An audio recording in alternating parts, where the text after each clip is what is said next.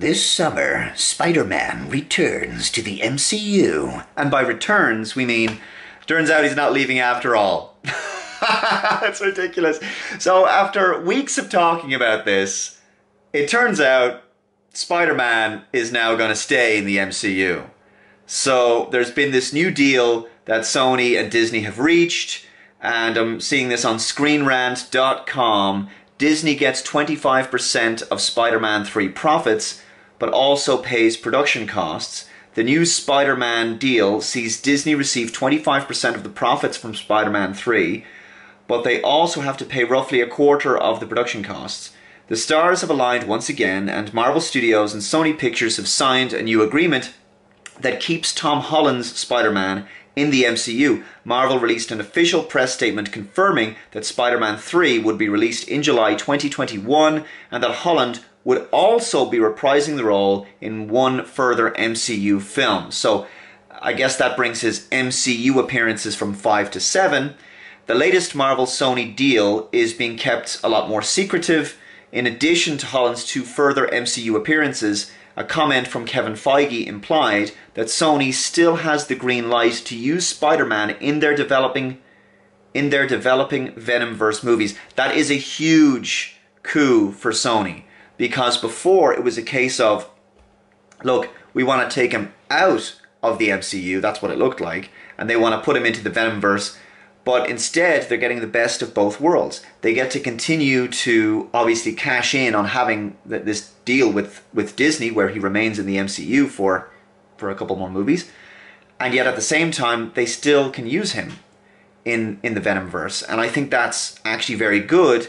We're going to potentially see, I don't know whether we're going to see 2 different interpretations of Tom Holland's Spider-Man, or as it says here, whether Venom and Morbius will essentially be adjuncts to the MCU, or whether Spider-Man will learn to cross the dimensions, as it says in the article. Whatever the truth may be, that's a real win for Sony. And it absolutely is, and I think it speaks a great deal of the situation that Disney may be in now, because, so the rumor was, and this is from an article over on Bounding Into Comics, Disney loses some faith in Brie Larson's Captain Marvel after Spider-Man's MCU exit, and they were reporting on a rumor that was put out there by Doomcock, and he was suggesting that, I guess, the plan maybe was to kind of soften Captain Marvel or audiences to her a little bit by pairing her with Spider-Man, to kind of humanize her a little bit, because obviously Spider-Man's a likable character and she's not really.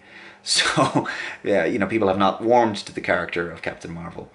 And so maybe they thought that pairing them would help a little bit. Now, some people have speculated how would that partnership work exactly, and of course, your mind, the cynical mind, immediately goes to the idea that it would be the usual, he's played for the butt of the jokes while she's the Mary Sue.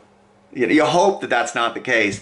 But anyway, whether that happens or not, I don't know. That's just a rumor.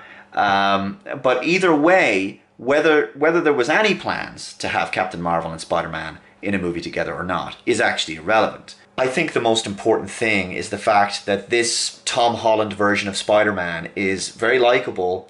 And I certainly got the sense from watching Spider-Man Far From Home, and it was said to the character many times whether, you know, he's got to step up, you know, to fill the void left by Tony Stark. And I think that he is actually a worthy successor, and that he could succeed him. I don't think he can ever replace Tony Stark, but he certainly could succeed him as the lead of the franchise, even if it is only for a couple more movies. Especially when I look at the lineup of Phase 4 movies and I go, you know, do I really want to see Thor, Love and Thunder? I mean, especially when things are starting to get a little bit woke, you know what I mean?